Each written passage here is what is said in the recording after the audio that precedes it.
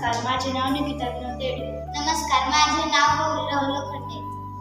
आमच्या शाळेचे नाव सरस्वती प्रशाला संस्था. आज मी गौरीला विरुद्धार्थी शब्दाच्या जोड्या विचारणार आहे.